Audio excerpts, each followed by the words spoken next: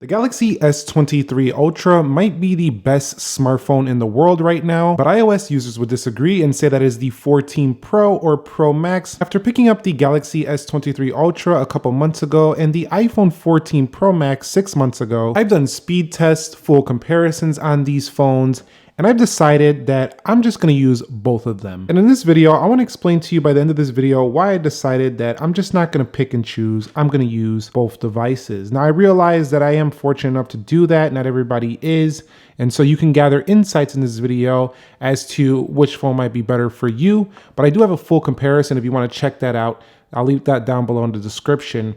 But I want to begin with the very first reason, and that is that they both provide a very premium feel, but in different ways. Now, the iPhone provides this in, I think, terms of the looks, the branding, the only phone with a dynamic island, kind of standing out as its own device. And while this phone has looked quite similar since the iPhone 11 Pro Max and even 12 Pro Max, the iPhone still has this very premium polished look with its stainless steel, space black colorway I have right here. You just instantly can recognize this person is rocking the 14 Pro, Pro Max, just by seeing the dynamic island, and Apple does this amazingly well. Whereas I think a lot of Android phones with their punch hole cameras kind of all look quite the same here, but the Galaxy S23 Ultra is one that doesn't look quite the same, especially if you get in one of these custom colors. And that's because it's got this iconic, square design. It seems like such a simple design, which is not that hard to even draw on paper. But this design right here is very iconic to the Note line, to the Samsung S23 Ultra. This line right here is kind of more reminiscent of the Note. It's just got its own look and feel to it, and it feels very premium as well. I really appreciate how the S23 Ultra has a aluminum edge here that doesn't really get, especially in this custom color. I'm not sure about the other colors, but it doesn't get dirty here, so it's quite nice. But overall, I just picked both of these because both of them feel like the most premium phones on the planet today. Now, I used to flip-flop between the S model and the iPhone, but this year I decided I'm just gonna have a SIM card in both. So I literally have a SIM card in both of these. I consider my S23 Ultra my business phone and this one my personal phone here. Even though we do use the iPhone a lot for videos, it's still my personal line here. This will be my business phone over here. And that's for good reason, because the Samsung kind of has more of a businessy feel to me, and the iPhone has a more of a personal everyday phone that you just use to iMessage and FaceTime and do your regular smartphone duties, but nothing too special. Now, the next reason I love to use both of these phones, and I'm gonna stick with using both of them. First one is the Samsung. It's the display, and we'll talk about the display on the iPhone in a second here, but how can I not use this super large panel if you're really into smartphones? It's like, you can't overlook this. Now, Samsung does have nice modes in here, natural and vivid. I am team natural because, it's just easier on the eye throughout the day. However, I do throw it in the vivid here and there just to get that super vivid Samsung look. Now, the next reason is because the Samsung Galaxy S23 Ultra is the best content consumption phone on the planet. Some people would argue, no, it's not. That's going to be a folding device. But I think for a standard slab style smartphone, it's literally like I'm holding a mini TV in my hand. The punch hole is barely visible, unlike a dynamic island. And Samsung has software to hide that punch hole if it's a problem. I did like how OnePlus used to have that pop-up camera. That was even better. And I would like to see them get a little bit more of a punch hole underneath the display on the next version. If they can find a way to get that quality, I think we're going to see a full screen phone in the future. But just look at the content consumption abilities here. It's just amazing on there. Now, also, I do like how on this phone, all of the display settings are front and center right there inside the display. You have to dig around a little more on the iPhone, but we also get things like adaptive refresh rates you can change. I could change my screen resolution, whether I want better battery life or a sharper screen. I can also go ahead and tweak on these full screen apps or turn them off. And this is what I was talking about earlier, the camera cutout. So just the customization of the panel. Also, this panel does support the S Pen experience right here. We'll talk more about the S Pen later, but definitely supports that. And I also just prefer the versatility, but I do believe that this phone has a little bit more PWM post width modulation, so a little bit of a background flicker that you can't really see to the naked eye, but your eye can subconsciously pick it up. So potentially, if you're sensitive to screens, this one might be a little bit worse on the eye. But let's go on to the iPhone 14 Pro Max, why I prefer this display. I prefer this display because it's fully flat. We do have almost flat on the Samsung now, but this one is fully flat and it just feels practical, easy to grip on the sides there. It just feels substantial. The next reason is I like how bright this display gets. It gets even brighter than the Samsung. If you don't turn on the extra brightness mode, you have to tweak that on. The Samsung definitely doesn't look as bright until you do that. So I just like how bright it gets. And also the iPhone does have a capability of getting brighter outside. I also think Apple's ProMotion display, just on the home screens feels maybe a little bit more smooth with its, actions. It's probably due to iOS being a little bit better optimized. I'm just talking straight up about the ProMotion. It just feels like it might be a little smoother. I don't think it visually looks smoother than Samsung's phone, but I think it feels like to the finger, like when you're using it, like to your finger. I don't know how to describe it. It's like a psychological thing. It just feels smoother when you're going through it. I also really appreciate this display for its width. We have good width here on the Samsung. It's also about as wide, but there's just something that just feels nice about reading on this phone due to its aspect ratio. And I like how it has very minimal bezels. And I do think the next iPhone, we're going to see even more minimal bezels. And also, this display has really good True Tone night shift dark modes. These modes are quite good. And that's about it. It also has pretty good sharpness, but it's not the sharpest phone out there. I have seen, phones with sharper text. I believe the Pixel 7 Pro has sharper text than this. And the Samsung S23 Ultra has sharper text. But it's a really well-balanced display. And for that reason alone, I have to say I gotta use this phone as well. I think about it when I'm using this phone, and I think about this phone when I'm using this phone. Now, the next reason why I use the Galaxy S23 Ultra is because of the software, and why I use this is because of the software. Now, I'll talk first about the Galaxy S23 Ultra. Now, when I'm busy getting on with my day-to-day life tasks, I think the Samsung better meets my productivity needs. Due to having split-screen multitasking, I think the widget support is better. I just think the way you can customize and change the sizes and stuff, I just think it's a better widget experience. The widgets might look quite nice on the iPhone. They're a little bit more polished, but I find them more customizable. Android was the one who started widgets, so having Android on here means you're gonna have a little bit more widget customization and stuff like that on here. Also the S Pen, which I said I would talk about later. A lot of people don't use this or talk crap about this in reviews, but I definitely use this quite a bit. I like to smart select. I also like to take down notes, and when I'm thinking of something or brainstorming, like I like to draw pie graphs, and I just like to do things in here to go ahead and just get my thoughts out. It's really good. Also, I like to write down numbers when I am, just messing around. I just like to write them down. So definitely that's pretty cool. And sometimes drawing can be cathartic. It can be relaxing and stuff like that. In addition to that, you can go ahead and rest assured that if you're really into art, you have the pen-up community where you can go ahead and check out other people's colorings. You can do your own photo drawings. You can do your own drawing right here, and then you could share them with the community. It's pretty cool. It's like having a little notepad, in your pocket at all time, a little sketch pad. I will say though that the screen is a little cramped by comparison to using a bigger tablet, for example, like a Galaxy tablet with an S Pen experience. But having this everywhere you go, if you're artistic, if you're creative, if you're thinking about using things to write stuff down, I really love it. And then when you have the S Pen on the lock screen here, when you pull the S Pen out, it also does give you the ability to write here and just kind of pin that note to the lock screen if you want to just write out your day-to-day to-do list, bypassing the need for maybe a to-do list application, which you don't always need. Also, in this software, being a one-man band here on the channel, having the ability to go ahead and take this right here and just click this to go ahead and take a photo is game-changing. You can also do this, like swipe over, and the S Pen has even more commands. It'll tell you all the air commands you could do right here within the camera. There's even more this can do besides just switching cameras, views, and taking photos. But that is a clutch feature right there, especially if you don't have a tripod or a cameraman. If you get a case for this phone with a kickstand, you prop it up somewhere, use the S Pen, you can take photos like as if you're a one-man band without that extra help, which is super helpful if you ask me. Now, other than that, there's not much more else to say. It's really fun to use. It has a lot of classy features. It has a lot of customizable features, and it's fun. It's fun and productive at the same time.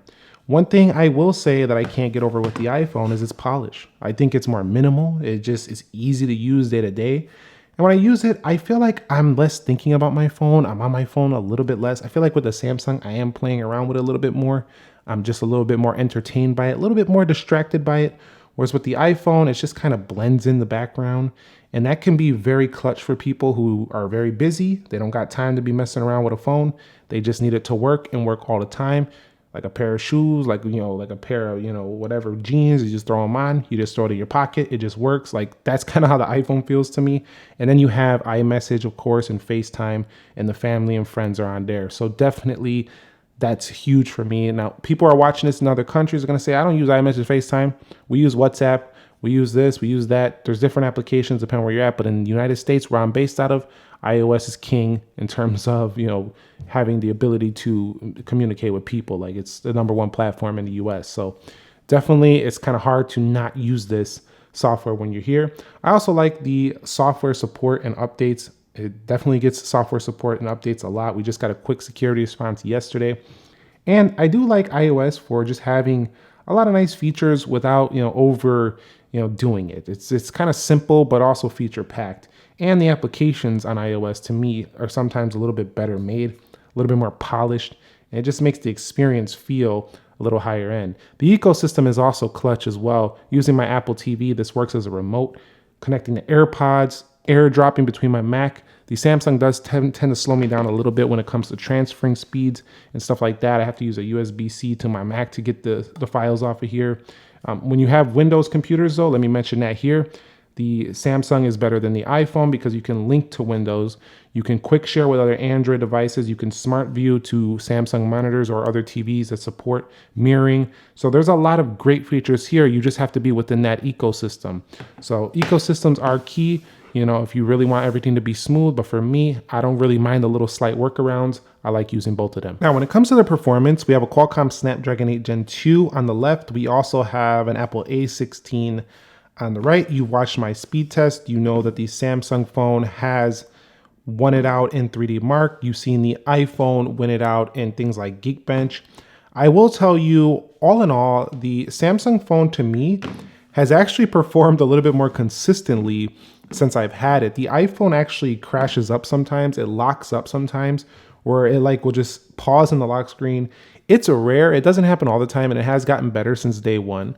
But I do have to tell you, I've had multiple occasions where the iPhone has just locked up. It's very weird how it happened. It's not like a lag. It just froze, and then it just came back to life. It was just very weird. So the Samsung overall has actually been the more consistently, smooth, fast kind of experience that I come to love and enjoy. And it's kind of weird because last year, the S22 Ultra was wonky to me. It just didn't perform as good as the S23 Ultra. I don't know how it performs now with updates. I traded in my S22 Ultra for this phone, so I don't really know how that one performs anymore. But, I gotta say that the S23 Ultra has been amazing.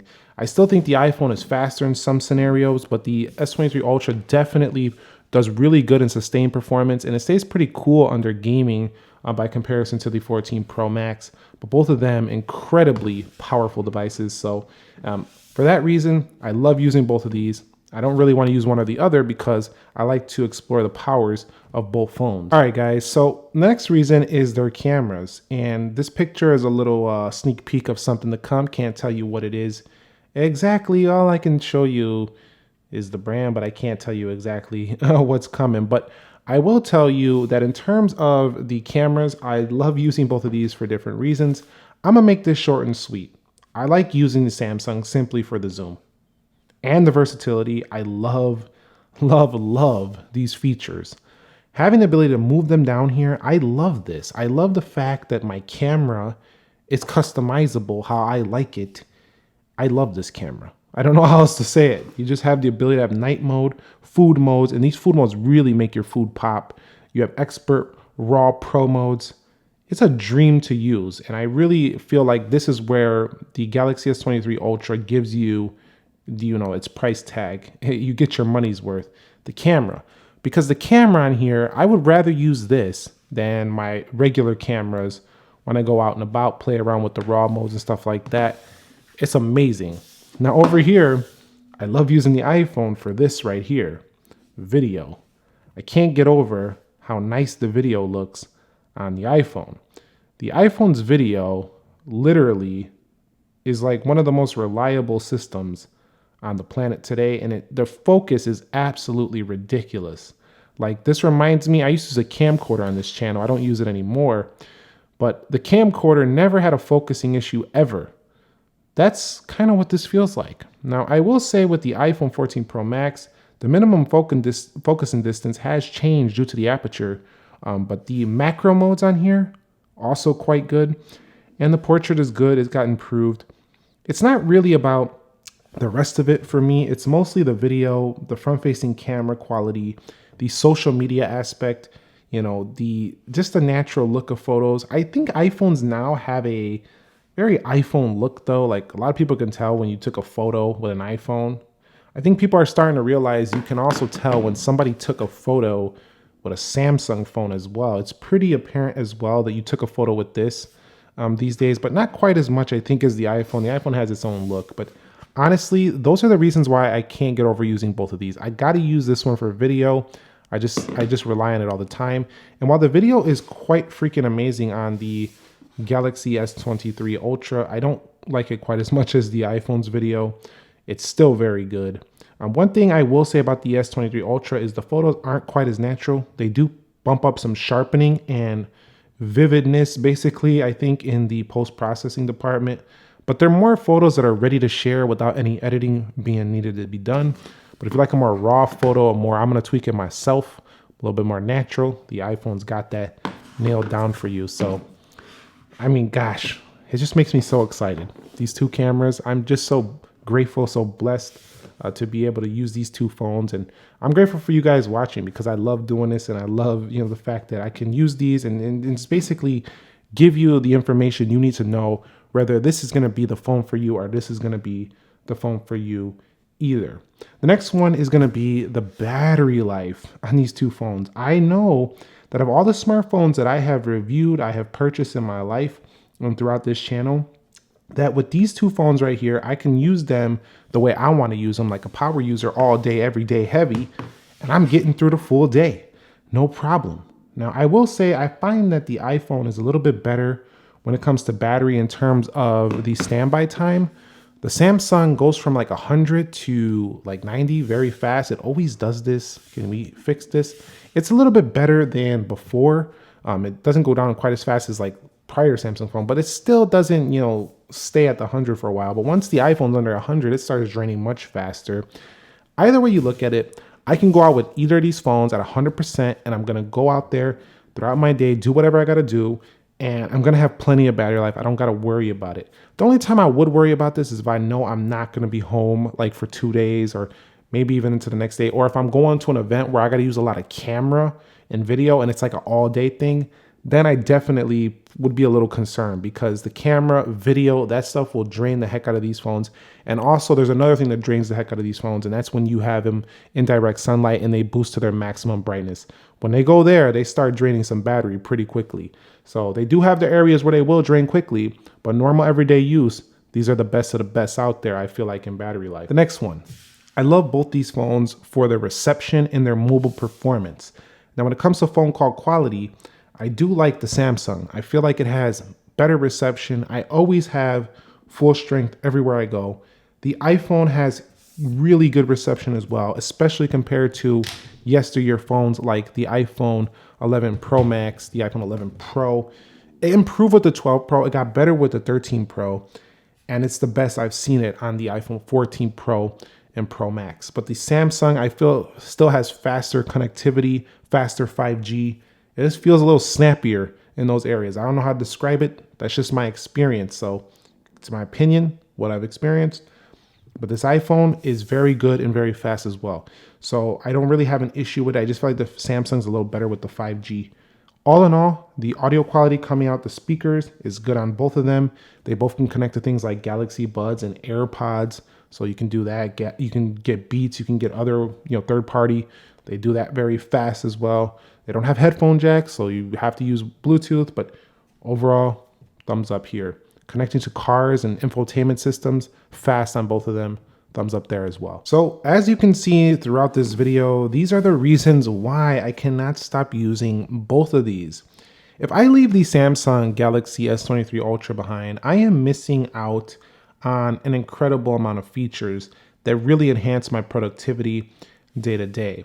If I leave out the iPhone, I'm missing out on iMessage, FaceTime, the ability to have great video, and just, that's mostly it. Also, really great security on board. Although you still have to do some of your own security measures, like you have to get your own, VPNs, your own password managers, unless you want to use the ones built in, which are also pretty good.